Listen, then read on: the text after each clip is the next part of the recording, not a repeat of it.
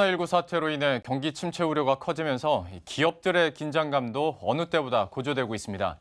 수출과 내수가 동시에 막히면서 90년대 말 외환 위기 이후 최대 경제 위기가 되지 않을까 하는 불안이 커지고 있는데요. 경제 단체들도 오늘 잇따라 성명을 내고 정부의 특단의 대책을 요구했습니다. 김승교 기자입니다.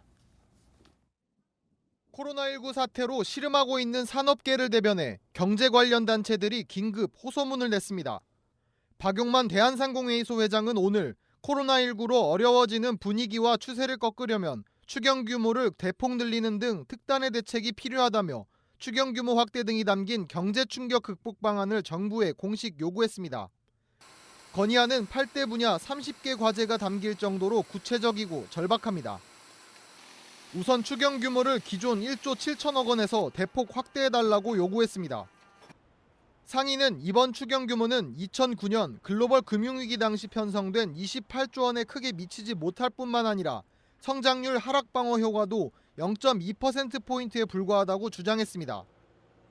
중앙정부가 발표한 지원 대책이 현장에서 필요할 때 즉시 이뤄지지 않는다는 점도 지적했습니다.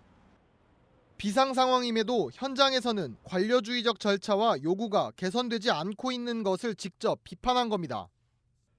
상인은 코로나 피해 지원을 받은 기업에 대해 금융감독상 불이익을 면제해주고 주 52시간에 맞춰 작업량을 소화하기 힘들 경우 특별 연장 근로를 적극 인가해달라고 요청했습니다. 기존 규제가 겹쳐 이중고를 겪고 있는 업종에 대한 맞춤 대책도 필요하다고 강조했습니다. 항공업계의 경우 국제선 운유 등에 따른 매출 피해가 5조 원이 넘을 것으로 예상되기 때문에 미국과 중국처럼 사업용 항공기에 대한 취득세와 재산세를 면제해달라고 건의했습니다. 전국경제인연합회는 미국과 중국 등 18개국에 긴급서한을 발송해 한국 기업들에 대한 해외 입국 금지와 제한 조치를 철회해달라고 요청했습니다. 전경련은 해외 생산 거점국으로의 입국이 막히면서 현지 투자와 시설 점검 등이 제한됐고 이로 인해 경영 활동이 심각하게 위축되고 있다고 밝혔습니다. 전경련은 한국이 세계 최고 수준의 검진 능력을 갖추고 있고 방역 정보를 투명하게 공개하고 있는 만큼 입국 관련 조치를 완화 또는 철회해달라고 요구했습니다. 코로나19 사태로 예상보다 심각하고 빠르게 실물 경제가 타격을 받으면서 기업들의 위기감이 최고조에 달하고 있습니다. 머니투데이 방송 김승교입니다.